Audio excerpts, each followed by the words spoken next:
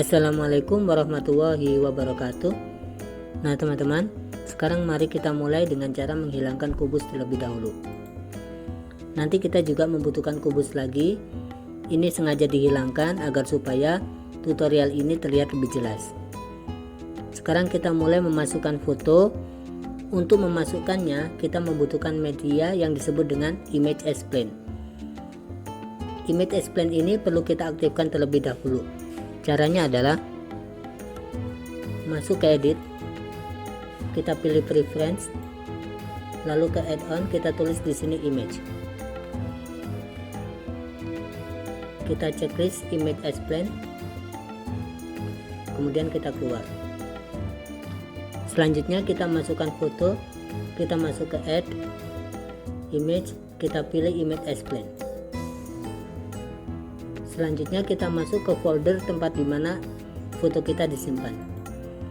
Di sini saya memilih Tajamuk BG99. Kita seleksi, kemudian kita klik import. Ini adalah fotonya. Untuk bisa melihat gambarnya, kita masuk ke material preview.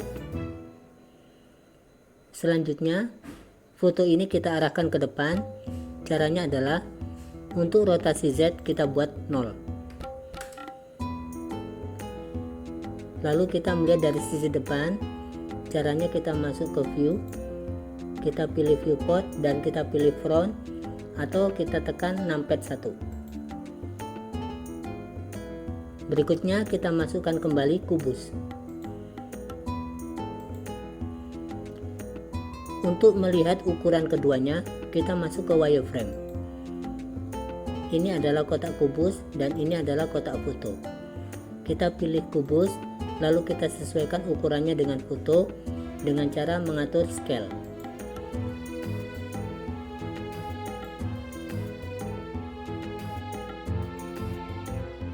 Berikutnya kita kembali ke solid preview. Jika kita melihat kepada ukuran scale, di sini terdapat perbedaan. Hal itu disebabkan karena kita telah melakukan perubahan-perubahan pada scale-nya. Nah, sekarang kita akan buat supaya scale-nya ini kembali sama, seolah-olah kubus ini tidak mengalami perubahan. Caranya adalah Ctrl A, kemudian kita pilih All Transform, dan sekarang ukuran scale-nya sama. Lalu kita buat modeling untuk figura. Kita masuk ke edit mode, kita pilih face, kemudian kita klik di sini, lalu kita pilih face bagian depan. Oke, jadi semuanya tidak terpilih, kita pilih bagian depan saja. Kita masuk ke wireframe untuk melihat ukuran keduanya. Lalu kita tekan I, kita dorong ke depan. Sekarang kita mendapatkan satu face. Lalu face ini kita extrude ke dalam, tekan E. Kembali ke solid view. Sekarang kita pilih edge. Kita pilih edge sebelah sini. Tekan shift. Lalu edge ini kita perluas. Tekan S, tarik. Sampai di tengah-tengah kita lepaskan dengan cara klik kiri, lalu kita pilih bevel. Di sini bevel memiliki shortcut yaitu Ctrl B. Kita praktekkan Ctrl B. Kita tarik.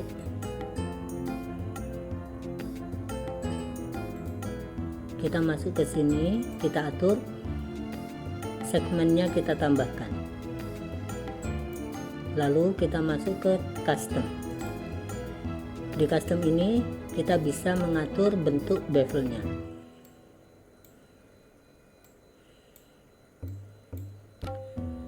Namun saya akan memilih yang sudah ada di sini. Setelah itu kita keluar, masuk ke object mode kembali. Berikutnya kita buat halus dengan cara klik kanan, shade smooth. lalu masuk ke objek data, kita pilih normal, auto smooth. Untuk modeling kita sudah selesai. Sekarang kita masuk kepada materialisasi. Untuk materialisasi, kita bisa lihat di sini, ini masih berwarna putih karena belum ada bentuk apa-apa yang akan melapisinya.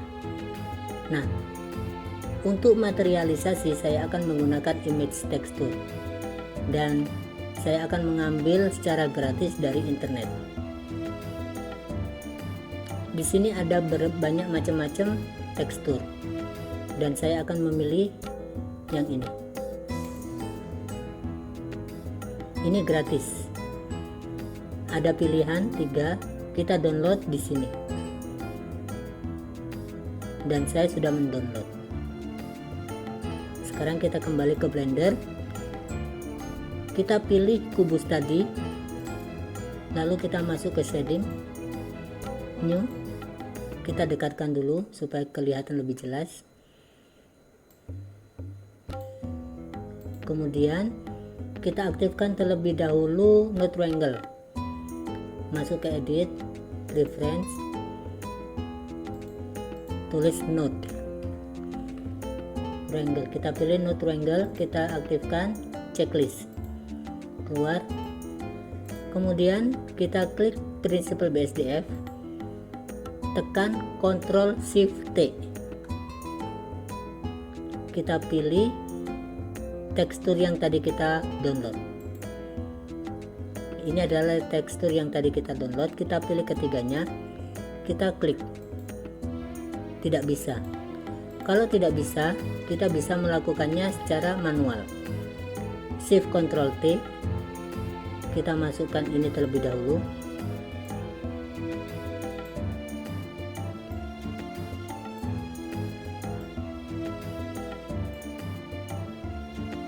Kita keluar. Yang pertama ini kita sambungkan color ke base color. Nah, bentuknya sudah seperti kayu tadi. Kemudian yang ini kita lihat roughness, maka color dari roughness ini kita sambungkan ke roughness, sehingga ini akan mempengaruhi kilatan atau mengkilatnya material. Berikutnya adalah normal. Untuk normal color, kita akan menyambungkan color ke normal. Namun di antara keduanya ini harus ada yang mengconvert atau yang menjembatani. Kita tambahkan di sini add. Kita klik search, kita pilih normal map. Ini sudah rumusan teman-teman. Color kita sambungkan ke color, normal kita sambungkan ke normal,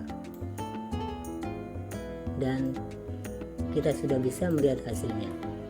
Jadi figura ini terlihat terbuat dari kayu. Kita melihat di dalam file bahwasanya foto dan juga kubus masih terpisah. Sekarang kita gabungkan keduanya menjadi satu file. Namun sebelum itu kita buat foto ini agak metalik. Kita masuk ke material properties. Kita tambahkan nilai metaliknya. Terlihat lebih tajam. Kita kurangi nilai roughness-nya. Terlihat lebih tajam lagi. Baru kemudian kita pilih keduanya. Kita seleksi fotonya, tekan shift, kita seleksi kubusnya, lalu kita ke objek, kita join atau kita tekan Ctrl J. Nah, sekarang semuanya menyatu menjadi satu nama, yaitu cube, dan ini kita ganti menjadi figura. Berikutnya untuk pencahayaan kita akan menggunakan HDRI. Untuk HDRI kita bisa ambil dari internet. Di sini gratis. Kita masuk ke hdriheaven.com. Saya memilih indoor. dan di indoor ini saya pilih Artist Workshop. Kita klik, kemudian kita download. Saya menggunakan ukuran 4K. Sekarang kita masukkan HDRI yang tadi sudah kita download. Kita kembali ke shading, kita ganti di sini objek menjadi world. Selanjutnya kita pilih add, lalu tekstur, kita masuk ke environment texture, kita sambungkan color dengan color, kita tekan open. Nah, ini adalah HDRI dan Artist Workshop itu adalah yang tadi HDRI saya download. Kita pilih lalu open image. Untuk melihat hasilnya, kita masuk ke render preview. Dan inilah hasilnya.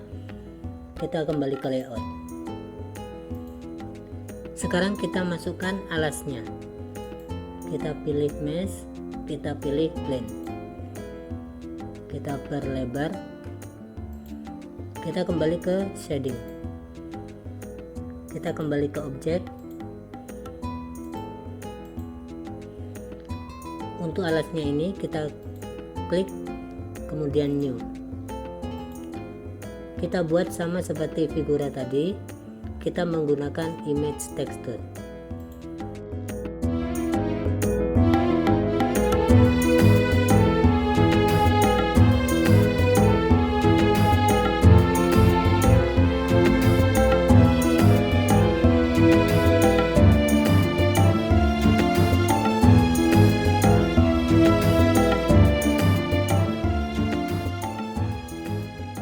Tekstur ini kita bisa klik lalu tekan Ctrl T. Kemudian kita sambungkan satu persatu vektor ini ke vektor masing-masing image tekstur.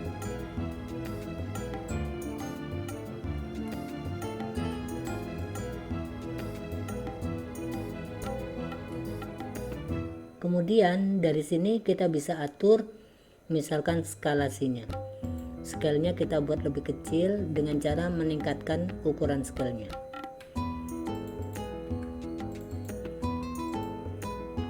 Dan terlihat ada perubahan. Sekarang kita mulai atur kameranya.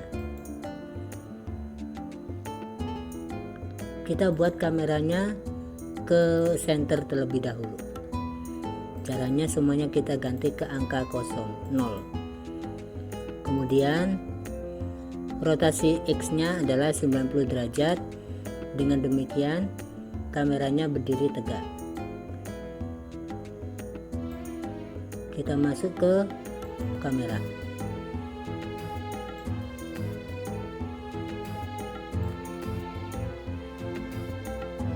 Berikutnya mari kita setting kamera lebih lanjut.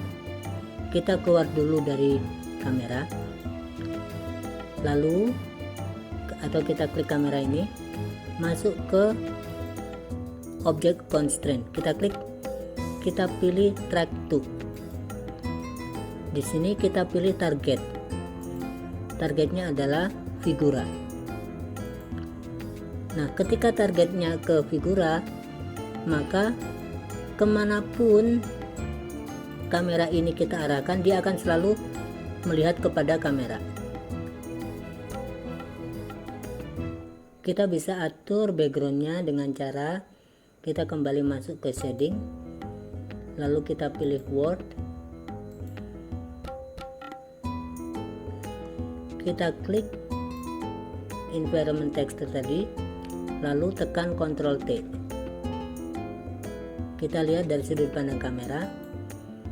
Nah, di sini kita bisa atur rotasinya.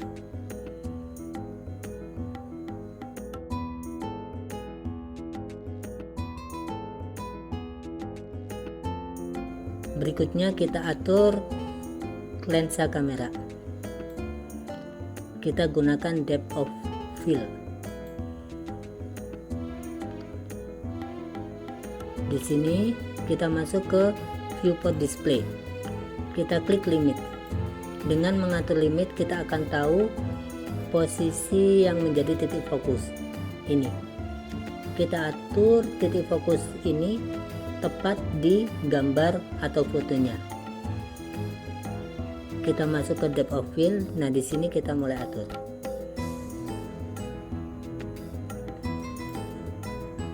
Kita gunakan aperture-nya atau f-stop ini lebih sedikit sehingga nanti blurnya atau bokehnya terlihat lebih kelihatan.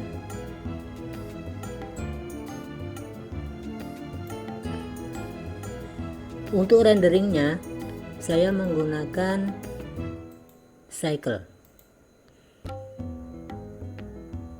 Lalu device-nya menggunakan GPU. Berikutnya denoising-nya ini kita klik.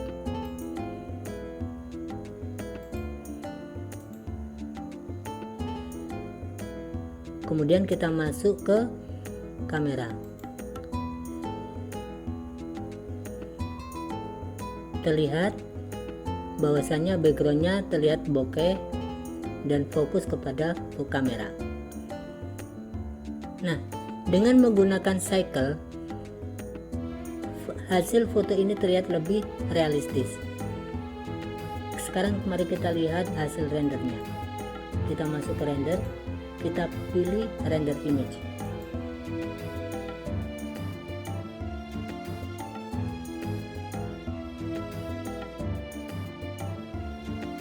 Kemudian inilah hasilnya, lalu kita simpan. Kita masuk ke image, kita save, kita lihat hasilnya.